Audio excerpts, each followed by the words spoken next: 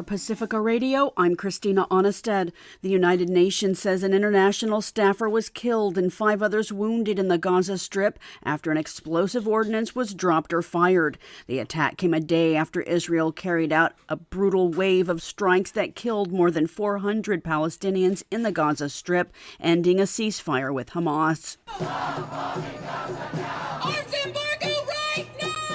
Protests against the war in Gaza took place in major cities yesterday. In San Francisco, thousands rallied outside the Israeli consulate. Ancestors know what fascism looks like.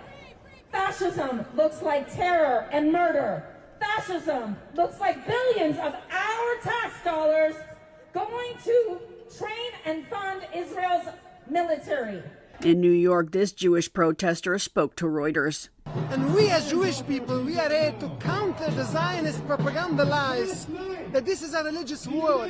This is a war between Jews and Muslims. No, this is false. This is Zionist propaganda. We lived in peace with the Palestinian people for hundreds of years, till the movement of Zionism came in. So it's this brutal occupation for over 76 years which is responsible for all this bloodshed. Protests also took place around the world as shipping giant Maersk's shareholders met. Activists demanded it stop shipping weapons to Israel. The board reportedly rejected that proposal. Ukraine's President Volodymyr Zelensky says President Vladimir Putin's vow not to attack energy infrastructure is at odds with reality, following an overnight barrage of drone strikes. Russian strikes hit civilian areas and damaged a hospital in Ukraine following the refusal by Putin to back a full 30-day ceasefire during discussions with U.S. President Donald Trump. The White House described the call between the two as the first step in a movement to peace. Putin reportedly agreed to halt strikes on Ukrainian energy and infrastructure as a beginning gesture towards peace that would eventually include a maritime ceasefire in the Black Sea and an end to the war in Ukraine. Zelensky says he would speak to President Trump today. A federal judge has blocked enforcement of President Trump's executive order banning transgender people from serving in the U.S. military. Judge Anna Reyes in D.C. ruled the order to exclude transgender troops likely violates their constitutional rights, issuing a preliminary injunction requested by attorneys for 6 transgender people who were active duty service members and 2 others seeking to join the military. She delayed the order until Friday to give the administration time to appeal. Trump's deputy chief of staff, Stephen Miller, posted about the ruling on social media, writing that district court judges have now decided they are in command of the armed forces. Is there no end to this madness?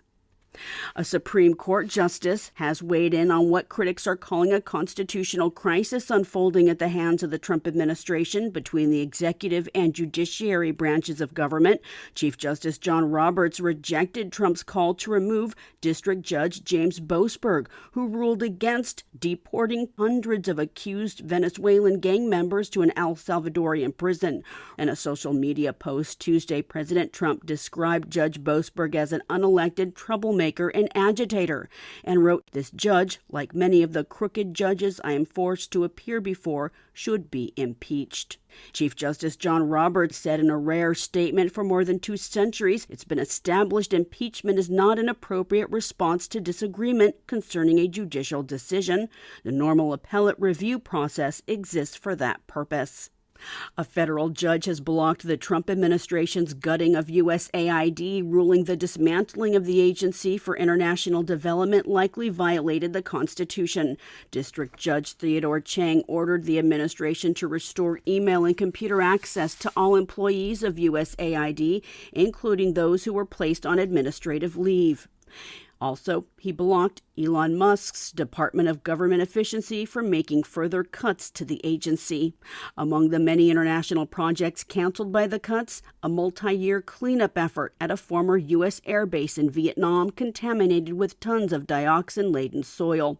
The freeze also affected efforts to clear unexploded munitions and assist victims of Agent Orange and other war remediation efforts. In Chicago, activists and attorneys say federal immigration agents violated the rights of 22 people, including a U.S. citizen who was detained by authorities because he appeared to be a Latino immigrant during immigration enforcement arrests to carry out President Trump's mass deportation agenda. Mark Fleming is an attorney with the National Immigrant Justice Center. For the 22 individuals that we're talking about here today, most have no criminal record at all. The arrests allegedly violate a 2022 agreement between multiple states and the federal government dealing with how ICE, Immigration Customs and Enforcement officers, can make collateral arrests. That's where agents detain others besides those being targeted. It covers several states, including Illinois, Indiana, Kansas, Missouri, Kentucky, and Wisconsin. While the settlement applied only to 6 states, a new federal complaint could have nationwide implications, allowing advocates in other states to join the effort. I'm Christina Onestad, reporting for Pacifica Radio.